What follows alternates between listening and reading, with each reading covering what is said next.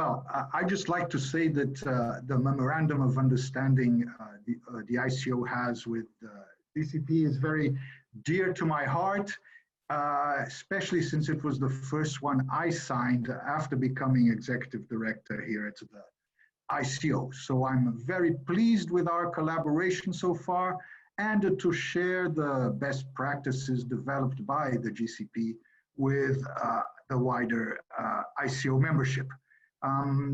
We have a special interest in our partnership in this ongoing Delta project, which seeks to create a measurable definition of sustainability indicators. We all know that sustainability is everybody's goal, but it needs to be defined and measured. And we are confident that the Delta project is an important step in this direction. Now, let me talk about the main focus of our work at the ICO in the recent past, which has been the sector-wide dialogue.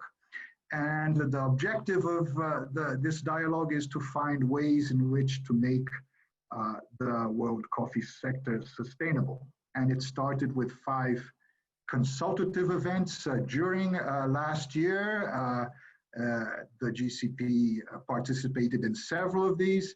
It culminated in the first CEO and Global Leaders Forum in September, which in turn resulted in the London Declaration, which is a declaration on the part of the private sector to work collectively to overcome some of these sustainability challenges we have been talking about today. I'm really pleased that the GCP is I call it a special partner in this dialogue. Why is it so special? Because of the quality of the work already done and also the breadth of your membership and the wide penetration in the private sector. All of this makes GCP an ideal partner for the ICO, which in turn brings in the public sector.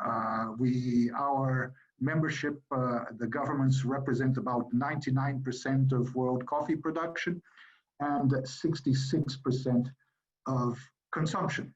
Now, what are the next steps in the dialogue? This is the creation of a public-private task force with 32 members. 50% are from the public sector and the other 50% from the private sector. I'm glad to say that the GCP is one of these private, we call them Sherpas, the representatives on the task force. The work of the task force has not progressed as rapidly as we would like because of COVID-19. We attach a great importance to physical meetings and in-person interaction to move the task force forward. But unfortunately, this is not possible at the present time. So the decision has been taken to have the first meeting of the task force occur virtually, and it will take place on Tuesday of next week. So it's a good coincidence here that we're here today. I'd just like to say that the task force is not intended to duplicate existing initiatives, as Caroline pointed out in her intervention earlier, but to build on these existing work.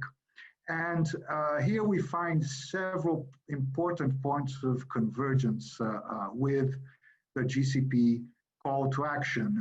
I'd particularly like to single out the questions related to market transparency. We heard about the roaster and retailer reporting on purchases of sustainable coffee.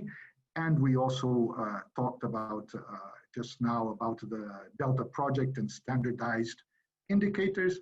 And another important area of work is in the question of market policies and institutions. And here We are talking about the appropriate regulation of futures markets, and something that is very close to the work of the GCP, the work of national platforms to create an enabling environment.